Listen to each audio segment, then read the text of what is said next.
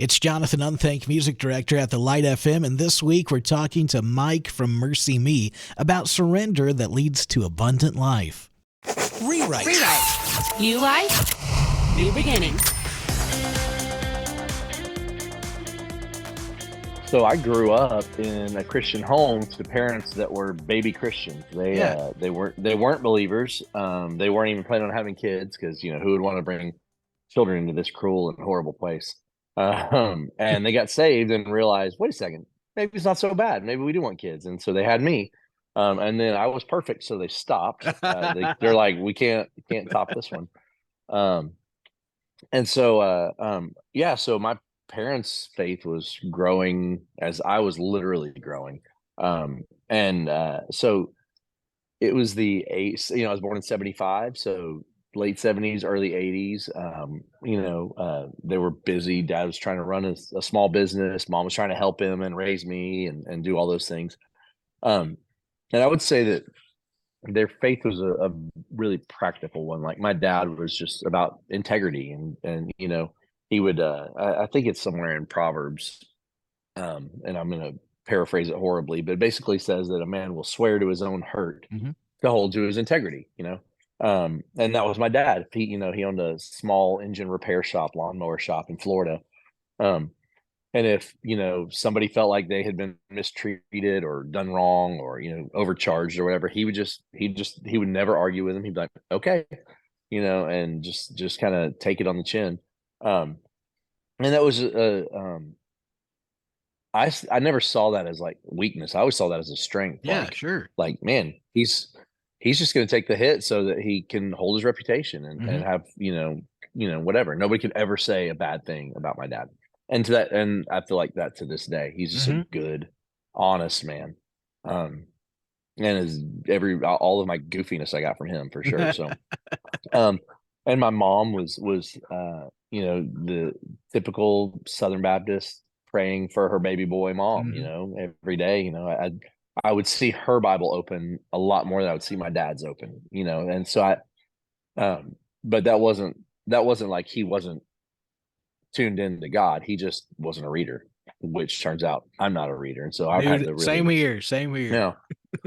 So it's been that's been a process to the point where I'm 48 now, almost 49. And I guess it was, it was 4 years ago because I'm on my fourth time through. I was like, how can I say I believe these things and I've never even read through this book? It's one book. Why can't I read through it? And I get it's a strangely written book for like just a story. And so it seems daunting. So I downloaded an app that would help me do a daily reading where I'm literally reading along as it's reading it to me. And I'm now on year 4 of doing that. And it's life-changing. It's truly life-changing. Yeah. So rewind, growing up in a Christian home. I was in church, every Sunday and most Wednesdays. And I was 7 years old and we were having a revival at the church, which, every denomination does it different. In a Baptist church, that just means you go to church all week with the same pastor and same music director. Yep. Yeah. You're there Monday, Tuesday, Wednesday, Thursday, and Friday, not just, whatever. And it was on the Thursday night. I felt like I wanted Jesus. I wanted what he had been talking about. Yep. I definitely didn't want to go to hell, and I wanted to go to heaven. And, that was all I could understand at 7, but, I don't think that lessens the impact on my life or the actual thing that the spiritual thing that happened. And so, yeah, I mean, I grew up from there. I was always a pretty good kid. I was never got into drugs or drinking or, any of that stuff. I was just always a good kid. I was 18, probably almost 19. And I was working for my dad doing deliveries for his lawnmower service. And I was out in the country and I'd picked up some guy's rototiller to bring it in to work on. And as I was driving, I looked down to change the radio station and there was a tree kind of blowing in the wind in front of me. That when I was driving, I didn't see anything ahead of me. And then I went to go change the radio station. When I looked back up, this tree had been blocking a stop sign that I just blew right through at the same time a car was coming across. Wow. And I just T-boned him. pushed me into, like, my truck skipped off of him. He ended up in the front yard of this house. And like split the telephone pole in half. I ended up in a ditch. And when I got out, I could see, like, he was kind of half hanging out the window, little white truck. There's blood running down the side of the truck. I instantly thought I killed the guy. I mean, without question, just I'm 18. I don't know what's going on. Um, and he ended up being fine. He, got a few days off of work and a few stitches, but in that moment, I realized, like, I was a believer. There's no question. Like, I'm saved, whatever. But I had a pretty good plan for my life. I had it all figured out. And then it was in that moment where I realized I have no control over what's going to happen Mhm. next. And if I truly believe that God knows everything and He's laid everything out and He has a plan, why wouldn't I want Him in control? And so I would say, like, at 7, I was saved. At 18 was when I kind of that was probably when I started to um, just try to live for God. Like, Yeah, live yeah. with the mindset that, like, man, He's in charge. I'm Mhm. just here to not do His bidding, but to to obey and Yeah, to yeah, draw closer to Him, yeah, so that I know what's. I guess it's that if he's got it all, if He knows everything, yeah. He owns everything. Why would I not want to draw close to Him? Why So would I what? not want to? So between the time you were 18 and when Mercy Me really got going, how many years was that? So that would have been the next year. I was 19 when we started the band. Wow, how cool is that? Yeah, and the Bible's really clear that when you draw near to God, He draws near to you. Yeah. You honor God, He gives you the desires of your heart. Hmm. And man, it had been my desire to do music. Bart and I had actually already started trying to write songs together before Mercy Me, like, because he was the intern in our youth group, Hmm. and we were starting to try to make some songs, and they were horrible, and I hope no one ever hears them. But like, it literally was like, oh, okay, I'm gonna I'm going to lay down my plans for my life. Hmm. I'm going to trust God with the plans for my life that He's already got. He knows what they're going to be. And I think they've turned out pretty good. um, Oh and man. so, but it was that. It was like I laid down my life. And then 6 months later, we start talking about starting a band in Oklahoma City, of all places. I mean, I'm in Central Florida. I'm an hour from Mickey Mouse and an hour from the beach.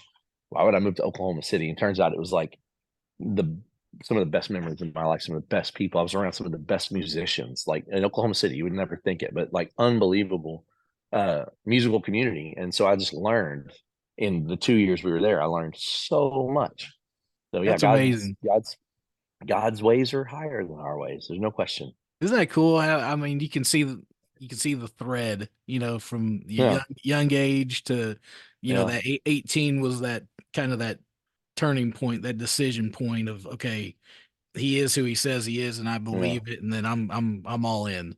yeah. And And then hindsight is 2020. I mean, when you're in it, yeah, you're like, I don't know if this is the exactly. right thing. Then you look back, you're like, oh my gosh, it totally makes sense. Yeah, Yeah, makes sense where he's there, he's leading the way, yeah, opening the doors and providing the opportunities, and then you see, man, the platform that's been given over the what now 20 something years now. August 28th will have been a band for 30 years. Isn't That that was the day oh my we gosh. yeah, yeah, That's yeah. That was the day we pulled into the driveway in Oklahoma City, Jim's parents' driveway. wow, wow, Yeah, wow, wow, man. Stories like that, I mean, such encouragement, and the podcast that we're dealing with now is just so many different stories, but there's a same message within all of those. It's like yeah, God met me where I was at a certain time in my life, and then He's directing my steps and still doing that day in and day out. In yeah, various absolutely. forms, and whether it's music or whether it's an author, whether it's whatever it is. He's leading the way, and how is that as a family man now? How's that move into your life now? I mean, I think it shapes everything. It Yeah, shapes every aspect of our lives. And so now it's, well, getting married, it was learning how selfish I was, yeah, and learning to live with somebody else, and uh, trying to find patience from her, because people don't know this necessarily, but band guys, basically we peak out at about 15 years old, and our maturity level just stops right there. And so I always tell people I have 4 kids and she's raising 5. Yeah. And so, there's that. Then there's actually being a parent, and Yeah. then I think right now I would probably say being present to both, Mhm. like not being overwhelmed by parenting and husbanding and taking care of the house and doing band stuff and writing and being on the road and all that. For me, could shut me down. Just can completely get overwhelmed, and I'll just run to my phone and just be distracted by Instagram or Yeah, whatever. yeah. Um, I would, in the past 2 years ago, I started just trying to be physically healthy. So I Mhm. started CrossFit. My wife actually conned me into it. Mhm. She was like, "Hey, I want to join CrossFit. I want you to do it with me." And I was like, it was January. I'm like, okay, we'll be going on tour at the beginning of March. So I can hang in there for 2 months. Then by then she'll have made some gym friends and I can just kind of slip out the back door. And about 3 weeks in, I was completely addicted. It's so much fun. And I've never worked out a day in my life until this. It's actually, I can't recommend it highly enough. It's a blast. So did that. And then started kind of changing my diet and things like that. And just realized that like, I I've never really practiced self-discipline. I've always been like, "Oh, no, I don't wanna work out, so I'm gonna sleep in. I wanna eat ice cream and marshmallows because 'cause they're yummy, and I wanna eat fried food," and never put any self-discipline knowing what was better for me. I Mhm. mean, we all know it's better for you to get exercise than sit on a couch. We all know it's better for us to, eat whole foods, meats Mhm. and vegetables, and not fried processed foods. We all know that, but we're like, that's yummy though and easy." Mhm. Mhm. And so, I just started trying to practice some self-discipline, and then I realized I was doing it for health reasons, but I wasn't doing it for like spiritual reasons and, Yeah. and emotional reasons and all that. And so I was like, okay, what do I need self-discipline in for my family's sake? And it was social media. Like Mhm. I was addicted to it. I am addicted to it. And so excuse me. I our church at the beginning of every year does a 21-day fast. And so Mhm. I fasted Facebook and Instagram. And at the end of it, I was like, "Oh my gosh, I don't miss it. I don't need that in Mhm. my life." And so I'll check it for like direct messages or whatever from friends, and then just shut it down. And I have the time limit set on it where it's like on for like a minute and shuts off. And Mhm. I have to actually like engage more time, and you know, I'll get funny videos from the band guys or our crew guys or whatever. Mhm. I'll watch that and I'll just turn it off. And um, it's been really good to not just be doing the old death scroll. And it's better for me at home because when I start to get overwhelmed, I don't escape. I deal with whatever it is, and Mhm. I spend more time with my kids. I go throw the baseball with my 11-year-old who is super into baseball right now, which is the best gift the Lord has ever given us. Yes. I can engage with my 15-year-old who loves music. I can engage with my 19-year-old who is like rebuilding cars, which I got nothing to give him, but I can stand there and watch him. I can engage with my daughter and just do father-daughter conversations and all that stuff. So um, I feel like I'm more present. Yep. I feel like I got a long way to go, but that's all right. A little bit at a time. That's awesome. That's so good. Well, you said baseball. My son 16, he's playing baseball in high school too. So That's awesome. it's that. In fact, a little bit later on this afternoon, we're heading down to a tournament going on with his team. Nice. So we're just, yeah, That's awesome. it's the same way, man. There's something Yeah. special, and that there's that connection that you make, between Yeah. dad and his son and daughter as well, man. Yeah. That's amazing for someone who may be thinking about, okay, I want to know more about Jesus. I've heard Mike's story, and it's like, man, I just want to find out more. What would you encourage them? How would you encourage them, just as Jesus has come into your life and just made a difference, and we're still growing today. Yeah. It's not a one time shot and there you go, and you've got to we got to grow in that relationship with Him. What would you encourage someone possibly who's interested? Yeah. I would say, I think growing up, I always thought, oh, you ask Jesus into your heart and everything gets easy, and that's just nowhere in the Bible. I mean, Jesus promises suffering, Hmm. but he promises we don't go through it alone. Yeah. And let's face it, life is going to be full of suffering, anyways. Like life is loaded with suffering, sickness, death, we shouldn't be surprised by these things because we're promised it. We know that there's going to be suffering, and you get to go through it alone, or you get to go through it with the God of the universe who knew it was going to happen to begin with. I'm going to choose that one. I'm going to choose going through it with God, and it doesn't necessarily make the loss any easier. But there is comfort in knowing that you don't go through it alone. Yep. And the community of the church as a whole, not just a church, but the church, which is not perfect by any means, but it can be one of the best places ever to go through life, to find that community of people around you who are also seeking to serve Jesus and know him, and not live for themselves, live selfishly, because anybody can do that. But that's so short-sighted. And so my encouragement would be, what is there to lose? You have to go through life either way. Why not go through it with the one who created life? And I think there's 100% satisfaction guarantee. Like, I don't know anybody who has walked with Jesus who would trade it in. I know there are people who have deconstructed. Yep. And I have questions that they ever truly were walking with Jesus, or were they looking for the blessing? Like, my life's not blessed. I'm not, whatever. Maybe not. Maybe they were just hurt by.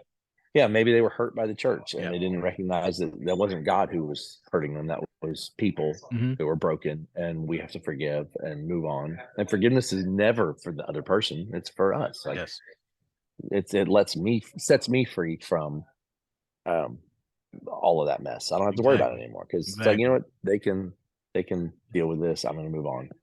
And so, there are people who have walked away from the faith, but I question that they ever really had that understanding of who Jesus is, and that really truly were walking with him, truly had the Holy Spirit indwelling them.